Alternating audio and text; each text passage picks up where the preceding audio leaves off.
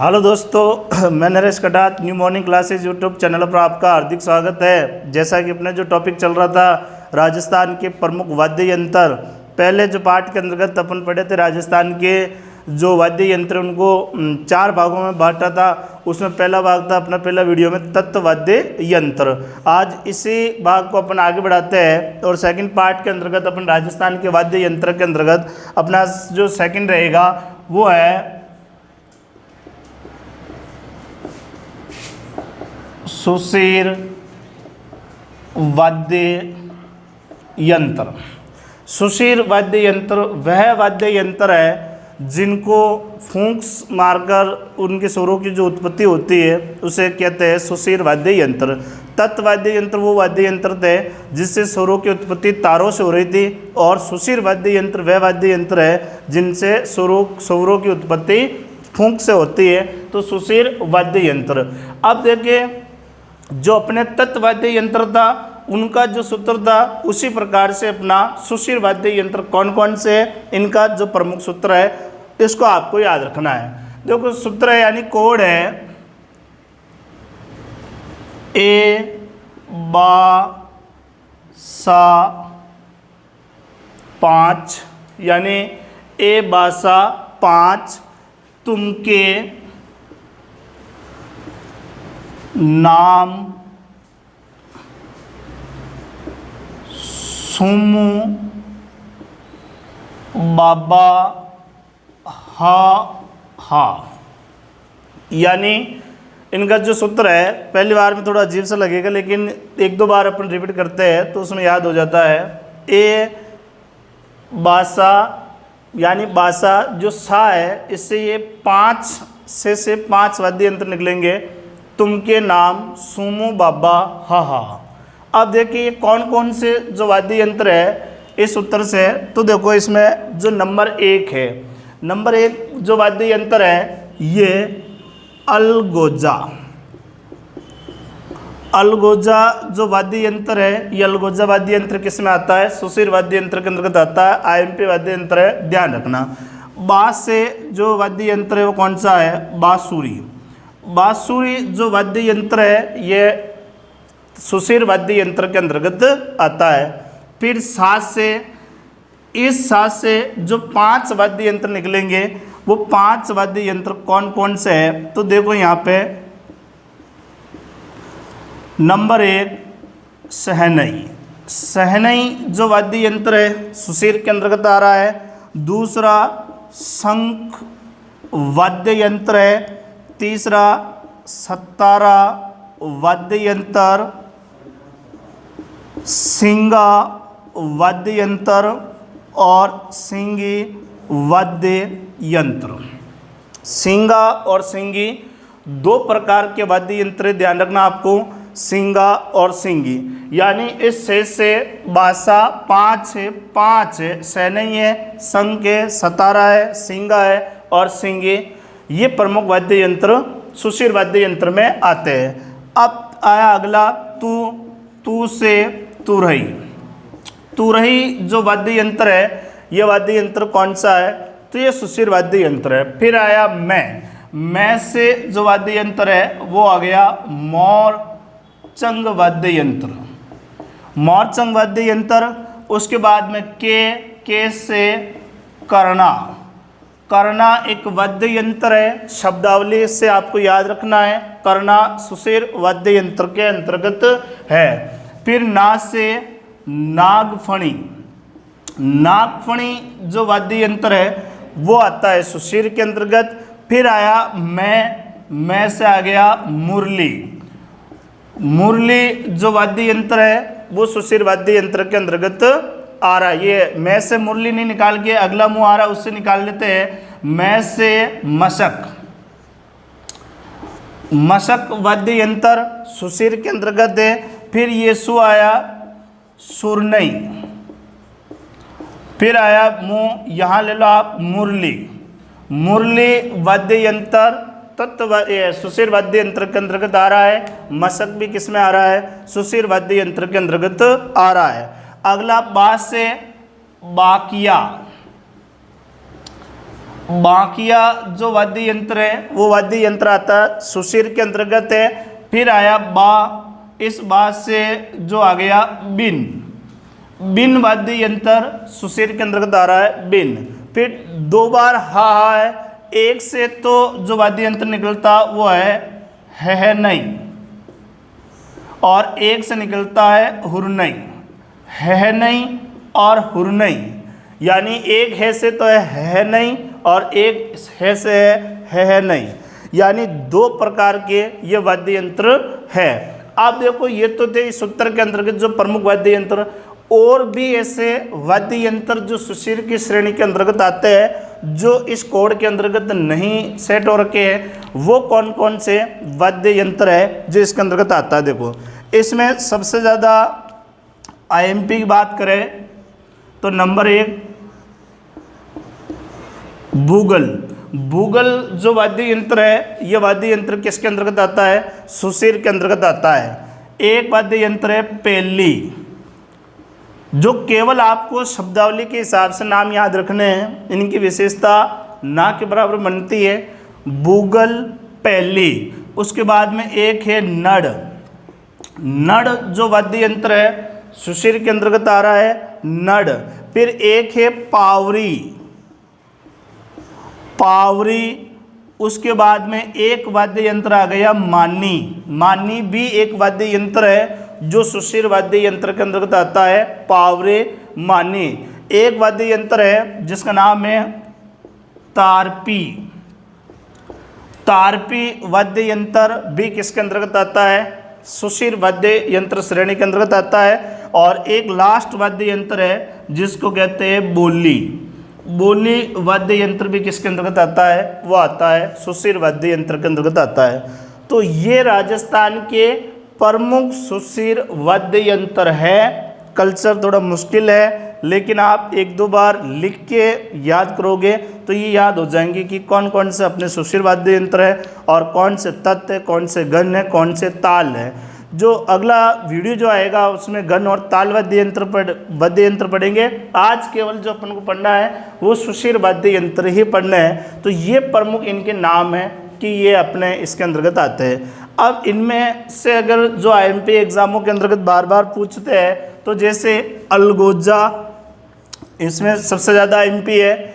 अगला तुरई जो वाद्य यंत्र है ये भी आईएमपी आता है। अगला मोरचंग जो वाद्य यंत्र है ये भी इसके अंतर्गत आईएमपी है। और एक सहनई।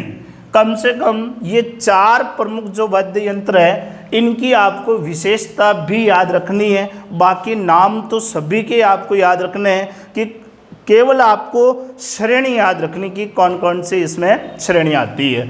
तो आप इसका स्क्रीनशॉट ले ले या साथ में रफ रजिस्टर लेके बैठो। आप जब भी पढ़ते हो शाम को जब भी आपको टाइम मिलता है तो इनको लिखोगे तो जल्दी इनको याद हो जाएगा। कोई सी भी तैयारी करते हैं अपन लिख लिख के याद करते हैं तो थोड़ा जल्दी याद होता, या 1-2 बार वीडियो देखोगे तो इनको याद हो जाएगा। अब देखिए इनकी विशेषता क्या बन रही है।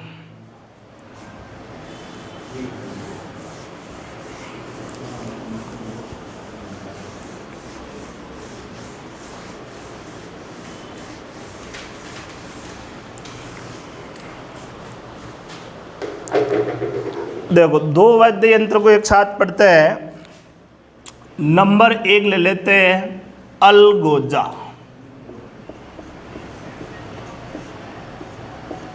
और नंबर 2 ले लेते हैं सहनई। अब क्या विशेषता यहाँ पे बन रही है? देखो अलगोजा और सहनई वाद्य यंत्र की क्या विशेषता।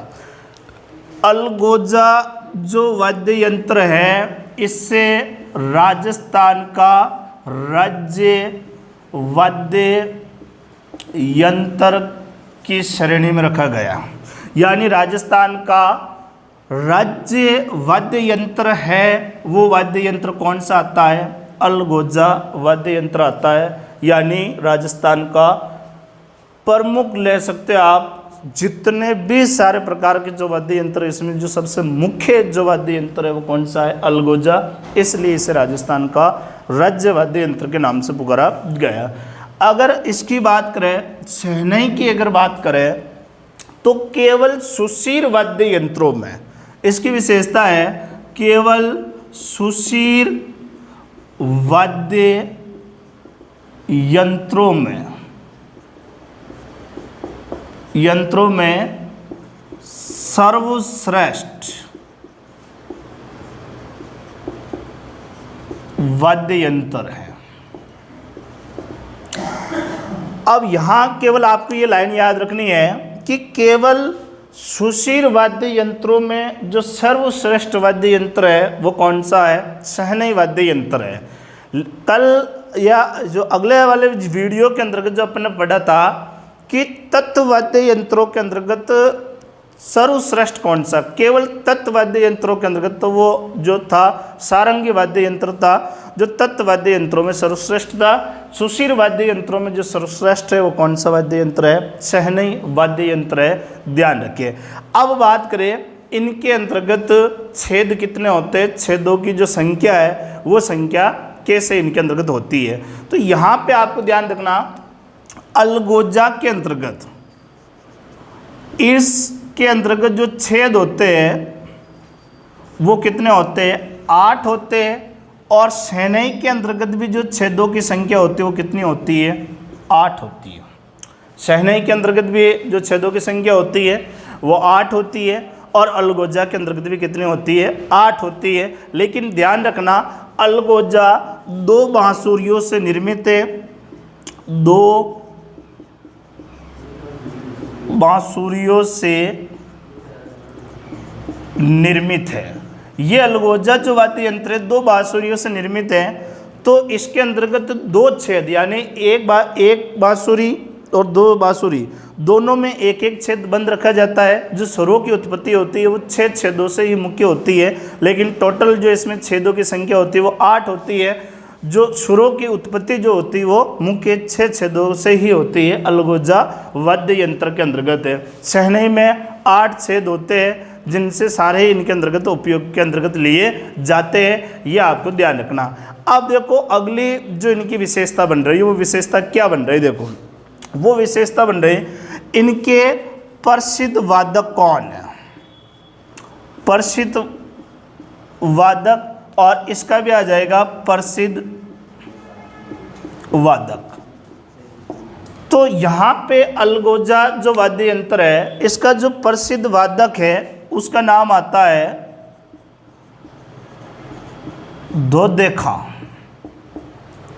दोदे खां किस वाद्य यंत्र से संबंधित है?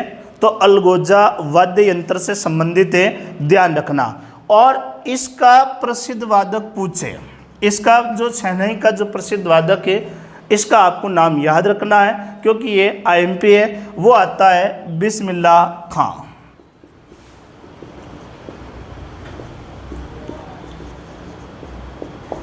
बिस्मिल्लाह जो खां है, ये शहनाई जो वाद्य यंत्र है इसका प्रसिद्ध वादक है। इसको IMP इसलिए याद रखना क्योंकि ये संसद के संयुक्त अधिवेशन हुआ, उसमें इन्होंने शहनाई बजाई थी।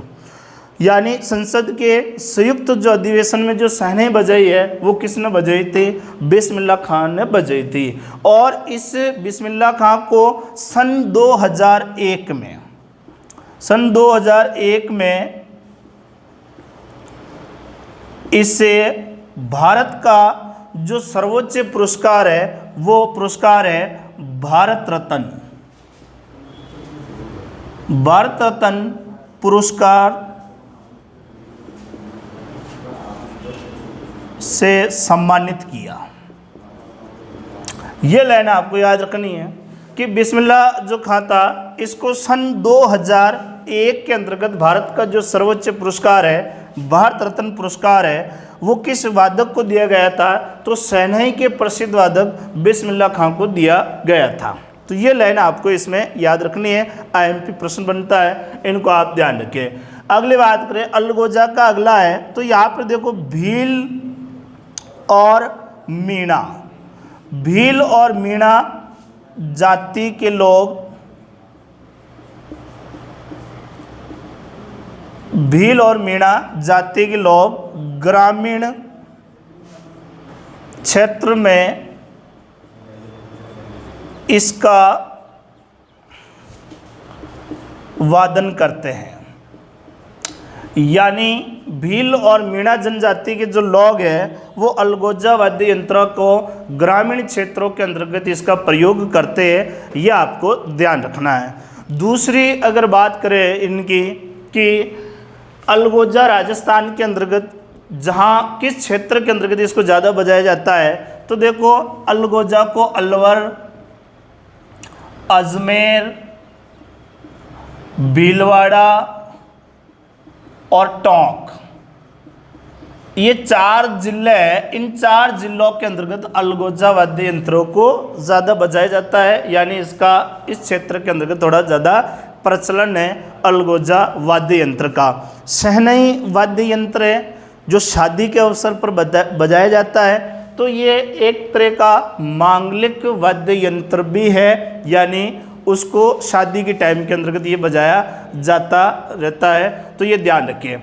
अब बात आती है इस शहनाई जो वाद्य यंत्र है इनके 2 उपनाम हैं। कभी शहनाई शब्द प्रयुक्त ना करके इसके 2 उपनाम प्रयुक्त कर दे, तो वो 2 उपनाम कौन कौन से हैं शहनाई के?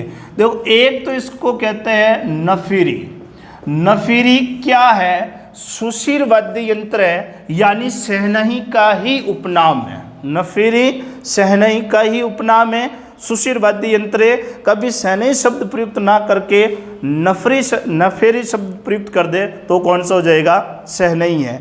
और एक इसे कहते हैं सुंदरी। सुंदरी वाद्य यंत्र कौन सा है? वो शहनाई वाद्य यंत्र है। वो कौन सा है? सुंदरी शहनाई वाद्य यंत्र है, तो ध्यान रखें। तो 2 वाद्य यंत्र की विशेषता क्या बन रही है? देखो, दोनों में 8-8 छेद हो रहे हैं। प्रसिद्ध वादक इसके धोते खां हैं और इसके कौन है? बिस्मिल्लाह खां है। बिस्मिल्लाह खां को 2001 ईस्वी में भारत का सर्वोच्च पुरस्कार भारत रत्न से सम्मानित किया। यह कभी प्रश्न आ जाता है संसद के संयुक्त अधिवेशन में किसने शहनाई बजाई, तो किसने बजाई थी? बिस्मिल्लाह खां ने बजाई थी, ये ध्यान रखना। तो ये 2 वाद्य यंत्र, इनकी विशेषता ये बन रही है। अब बात करें आगे कौन से वाद्य यंत्र है।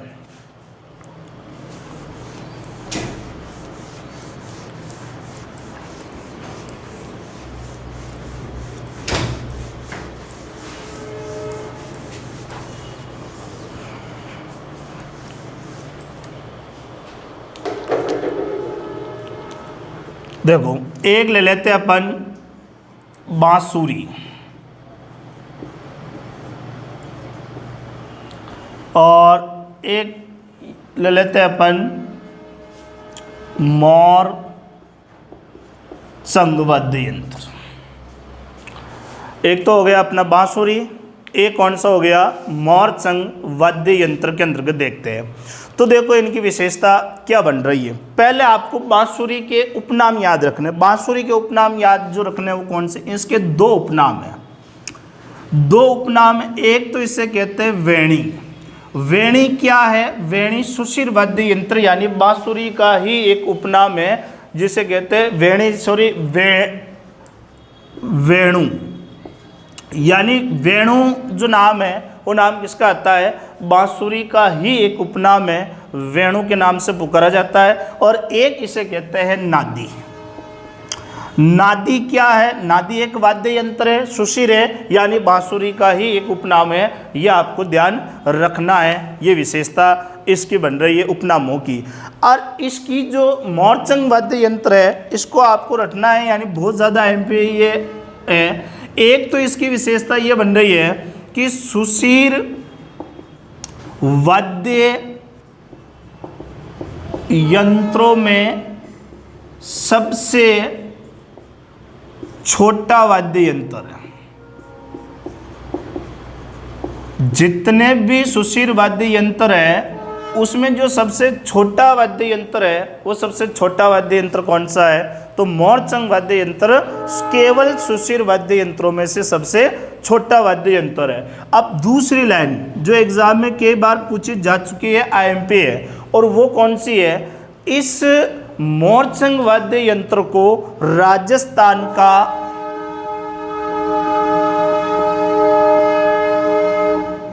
राजस्थान का जयूफ, यानी मोरचंग जो वाद्य यंत्र है इसे राजस्थान का जयूफ हार्प कहते हैं।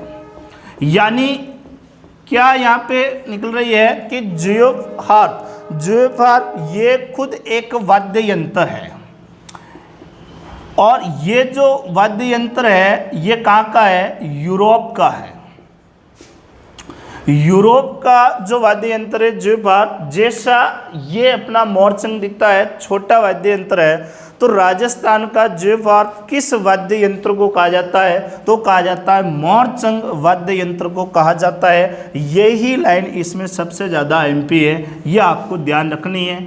ये सबसे सुशिर वाद्य यंत्रों में सबसे छोटा भी है और इसे जयूफ हार्प के नाम से भी पुकारा जाता है। ये क्या है? ये एक यूरोप का वाद्य यंत्र है जिसकी तुलना इससे अपनी कर रखी है, ध्यान रखिए। अब बात करें इसकी बांसुरी की, अगर बात करें तो बांसुरी से जो प्रश्न बन सकता है वो ये बन सकता है इसके प्रमुख वादक कौन है। जिस प्रकार से अलगोजा के धोधे का था, शहनाई के बिस्मिल्लाह का था, उसी प्रकार से बांसुरी के भी जो प्रसिद्ध वादक है जिसका नाम आता है हरिप्रसाद। हरिप्रसाद चौरासिया जो व्यक्ति है ये किस वाद्य यंत्र से संबंधित है? तो ये है बांसुरी वाद्य यंत्र से संबंधित है, ये ध्यान रखिए। अब देखो यहाँ पे आपको ध्यान रखना है, बांसुरी से दो शब्दावली से संबंधित प्रश्न बन सकते हैं। बांसुरी में के देखो 5 छेद की बांसुरी को, एक तो 5 छेद की बांसुरी होती है और एक होती 6 छेद की बांसुरी। 6 छेद की बांसुरी, 5 जो छेद की बांसुरी होती है उसको अलग नाम से पुकारते हैं, और 6 छेद की बांसुरी होती है उसे अलग नाम से पुकारा जाता है। तो 5 छेद की जो बांसुरी होती है उसे कहते हैं पालवा। तो कभी शब्दावली से प्रश्न आ जाता है कि पालवा क्या है? तो पालवा 5 छेद वाली बांसुरी को कहते हैं, यानी बांसुरी का एक यूं समझ लो एक उपनाम है। 5 छेद वाली बांसुरी को क्या कहते हैं? पालवा के नाम से पुकारते हैं। और 6 छेद की जो बांसुरी होती है उसे क्या कहते हैं? रूला। तो रूला क्या है? 6 छेद की बांसुरी को रूला कहते हैं, 5 छेद की बांसुरी को क्या कहते हैं? पालवा के नाम से पुकारा जाता है। तो ये दो और वाद्य यंत्र जिनकी विशेषता बनती है, इनमें दोनों में जो सबसे ज़्यादा एमपी वो ये लाइन है, इनको आप याद रखना। अर्थात मोरचंग वाद्य यंत्र क्या है? मोरचंग वाद्य यंत्र सुशिर वाद्य यंत्र है, ये इसकी विशेषता है, ध्यान रखना। अब बात करें आगे के और जो वाद्य यंत्र सुशिर के अंतर्गत है वो कौन कौन से, देखो।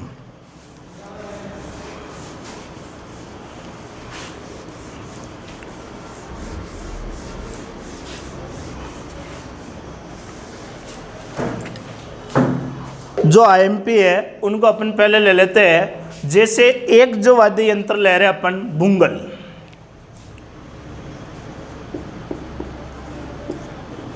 जो सूत्र में सेट नहीं हो रखा है लेकिन आईएमपी वाद्य यंत्र है, ये ध्यान रखना। वाद्य यंत्र कौन सा है? बुंगल वाद्य यंत्र की बात करते हैं। और एक ले लेते हैं जैसे करना।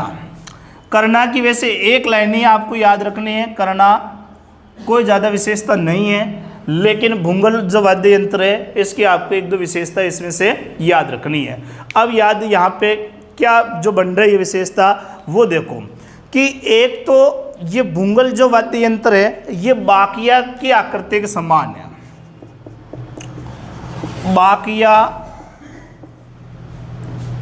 की आकृति के समान है, यानी जैसे बाकिया है उसी प्रकार से ये बुंगल जो दिखता है। लेकिन ये आईएमपी क्यों हो जाता है? देखो इस वाद्य यंत्र का एक उपनाम क्या है? वो उपनाम ये है, इसे कहते हैं रणबेरी।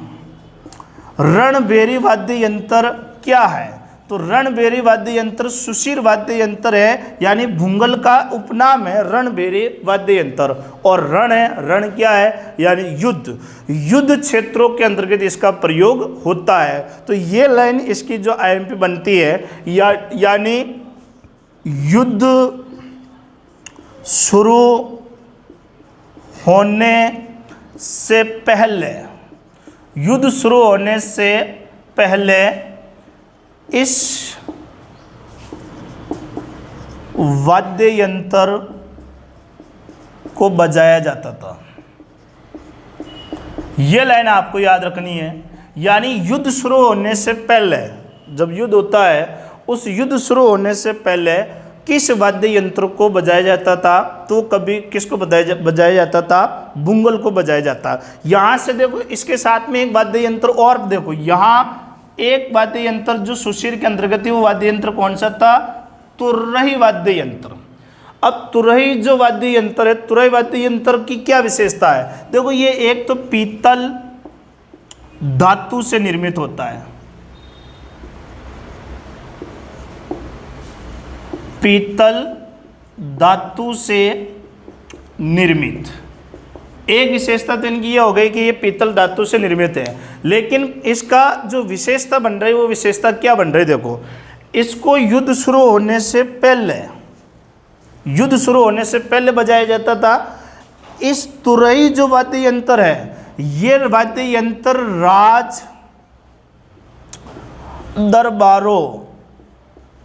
राज दरबारों में बजाया जाता था।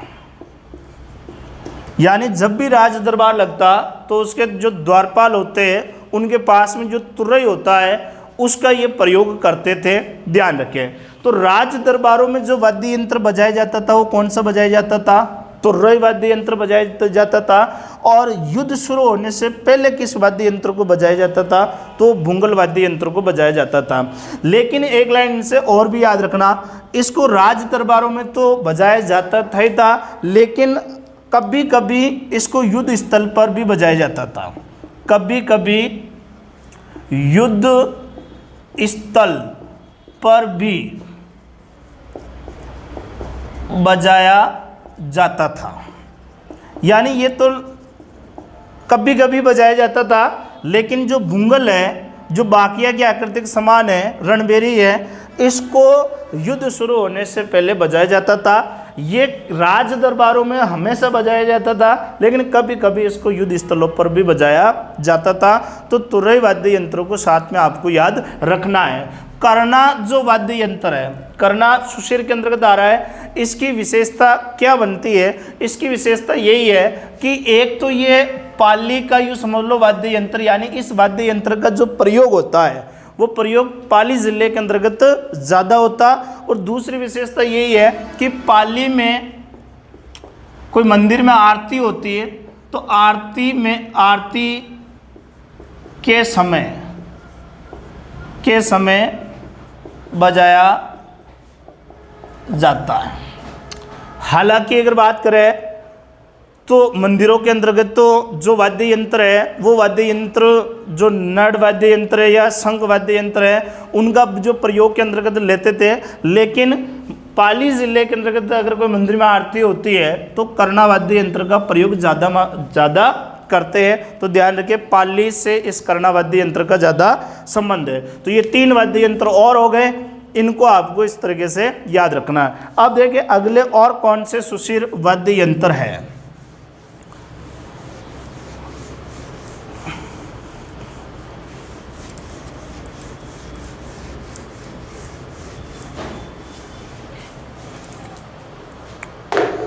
एक वाद्य यंत्र ले लेते हैं अपन, शंख वाद्य यंत्र। एक वाद्य यंत्र कौन सा हो गया, शंख वाद्य यंत्र हो गया। एक वाद्य यंत्र ले लेते हैं अपन पुंगी, जिसे अपन सूत्र में किस नाम से पढ़ा, बिन, पुंगी या बिन। बिन का या तो उपनाम कौन सा हो गया, बिन हो गया, या बिन का उपनाम कौन सा हो गया, पुंगी हो गया। अब इनकी विशेषता क्या देखो, शंख जो वाद्य यंत्र है ये समुद्री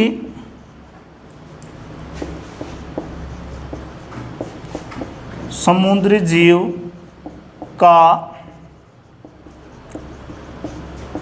आवरण है। यानी समुद्री जीव का जो आवरण है वो आवरण कौन सा है, वो है अपना शंख वाद्य यंत्र है, जो सुशिर वाद्य यंत्र के अंतर्गत ये होता है। दूसरे देखो इसकी जो विशेषता है वो विशेषता क्या है, इस वाद्य यंत्र का प्रयोग, यानी जो शंख वाद्य यंत्र है इसका प्रयोग युद्ध स्थल पर भी होता है। युद्ध स्थल पर भी इस भूंगल के साथ में शंख वाद्य यंत्र का प्रयोग होता था और इसका प्रयोग मंदिरों में भी किया जाता है। ये दो विशेषता इसकी बन रही है। शंख जो वाद्य यंत्र है युद्ध स्थल पर भी बजाया जाता और मंदिरों में बजाया जाता है। ये विशेषता आपको इनकी याद रखनी, यानी युद्ध स्थल पर भी बजाया जाता था और मंदिरों में बजाया जाता। लेकिन जो युद्ध स्थल पर जो बजाया जाने वाला जो सबसे ज़्यादा जो आईएमपी वाद्य यंत्र है वो वाद्य यंत्र भूंगल है। शंख वाद्य यंत्र का प्रयोग मंदिरों के अंतर्गत वर्तमान में ज़्यादा करते हैं, ध्यान रखना। अब पुंगी या बिन, ये जो वाद्य यंत्र है ये इस वाद्य यंत्र की क्या विशेषता देखो। एक तो ये दो नलियों से निर्मित है, दो नलियों से निर्मित है, यानी यूँ समझ लो ये अलगोजा जैसा है। दो नलियों से यानी दो छोटी बांसुरियों से निर्मित है। वो कौन सी पुंगी या बिन आ रही है। अब क्या इनकी है देखो, एक जो नली होती है उसमें 3 छेद होते हैं और दूसरी जो नली होती है उसमें 6 छेद होते हैं। तो एक विशेषता इसकी ये बन गई कि एक नली में 3 छेद होते हैं और जो दूसरी नली है, दूसरी नली में 9 छेद होते हैं। ये एक और इसकी विशेषता है कि एक नली में तो केवल 3 छेद ही होते हैं और जो दूसरी नली होती है उसमें कितने होते हैं, 9 छेद होते हैं।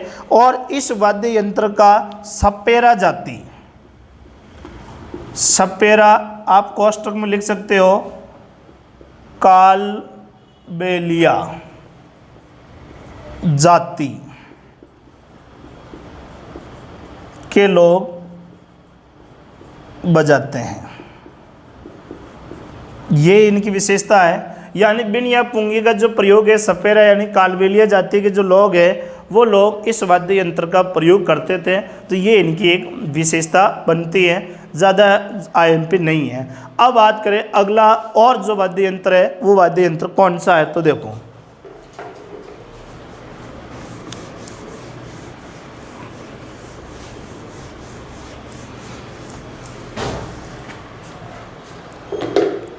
जैसे मशक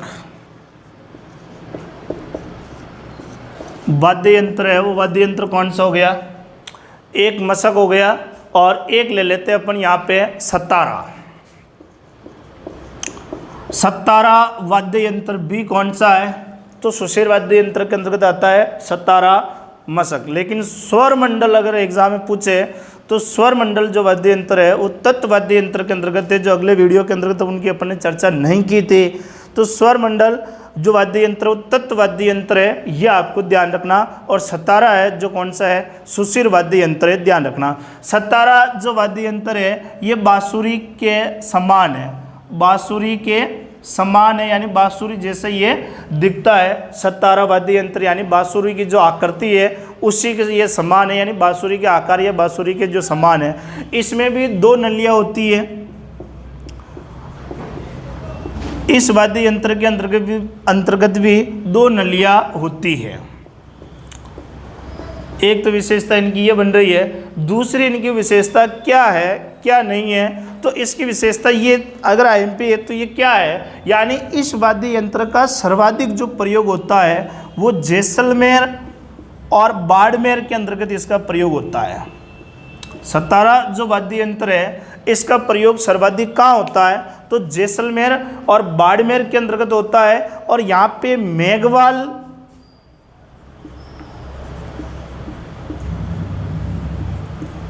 और मुस्लिम समाज के लोग इसका प्रयोग करते हैं। यानी मेघवाल और मुस्लिम समाज के लोग इसका जैसलमेर और बाड़मेर के अंतर्गत इस वाद्य यंत्र का प्रयोग ज़्यादा करते हैं। और इन्हीं दो समाज के साथ में गडरिया जो समाज है या गडरिया जो जाति है वो भी इस वाद्य यंत्र का प्रयोग करते हैं। ये आपको ध्यान रखना है, जैसलमेर और बाड़मेर के अंतर्गत इसका प्रयोग होता है। अगली जो बात करें अपन मशक की जो बात कर रहे थे कि मशक जो वाद्य यंत्र है इसकी विशेषता क्या बन रही है, तो यहाँ आप एक व्यक्ति का जो नाम याद रखना है वो याद रखना है श्रवण कुमार। श्रवण कुमार को मशक का जादूगर कहते हैं। श्रवण कुमार को मशक का क्या कहते हैं? जादूगर कहते हैं। ये लाइन आपको याद रखनी कि श्रवण कुमार का संबंध किससे है? तो मशक वाद्य यंत्र से है। और एक जो इसकी विशेषता है वो विशेषता ये है कि भेरू जी के बोपे इस वाद्य यंत्र का प्रयोग करते हैं। भेरू जी के जो बोपे होते हैं वो बोपे इस वाद्य यंत्र का प्रयोग करते हैं। तो ये आपको ध्यान रखना है। एक वाद्य यंत्र है जो बाकिया जो वाद्य यंत्र है, बाकिया है, यानी ये एक मांगलिक वाद्य यंत्र है जो विवाह के अवसर पर या घरों पर कोई प्रोग्राम होता है तो वहाँ पे बजाया जाता है। और बाकिया की विशेषता यही है कि बाकिया जो वाद्य यंत्र है वहाँ से अगर कोई जाति पूछ ले तो इस बाकिया का मांगलिक तो है, ये जो विवाह के अवसर पर या अन्य कोई प्रोग्राम हो रहा घर पे तो उस समय ये बजाया जाता है। लेकिन जहाँ से अगर जाति पूछ ले तो सरगड़ा जाति के जो लोग होते हैं वो इस बाकिया वाद्य यंत्र का क्या करते हैं? प्रयोग करते हैं। तो ये ध्यान रखना। तो बाकी वैसे तो जो वाद्य यंत्र थे सुशीर उनकी संख्या ज़्यादा थी, लेकिन जो विशेषता बनती है जिनसे प्रश्न बनते हैं वो यही वाद्य यंत्र जिनसे विशेषता बनती है। दूसरे जिनको केवल एक शब्दावली के रूप में आपको याद रखना है कि ये वाद्य यंत्र के अंतर्गत आता है। तो आपको कैसा लगा ये वीडियो? आप अपने दोस्तों को आगे से आगे इनको शेयर करें ताकि उनको भी फ़ायदा मिले। और अगर कोई सवाल पूछना या ऐसा कोई है तो आप उसको कमेंट बॉक्स में डाल दें। अगला जो वीडियो आएगा अपना वो आएगा ताल और घंट वाद्य यंत्रों के अंतर्गत है। और अपने new morning classes YouTube channel को सब्सक्राइब करें और आगे से आगे इनको शेयर करें। धन्यवाद।